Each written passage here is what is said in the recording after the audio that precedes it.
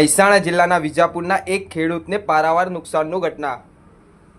વિજાપુરના ડેરિયા અને ટેચાવા ગામમાં 400 વીઘા જમીન ઉપર તલનો પાક બરબાદ। ઉનાળુ સિઝનમાં વાવેતર કરેલા કાળા તલનો પાક બરબાદ। ખેતરમાંથી ઘર સુધી પાક આવે તે પૂર્વ વરસાદ પડતા પાક બરબાદ। ખેડૂતોએ તલના પૂળા બનાવી ખેતરમાં મૂક્યા હતા। તલના પૂળાને ખસેડવા સમય મળે તે પૂર્વ વરસાદ પડ્યો।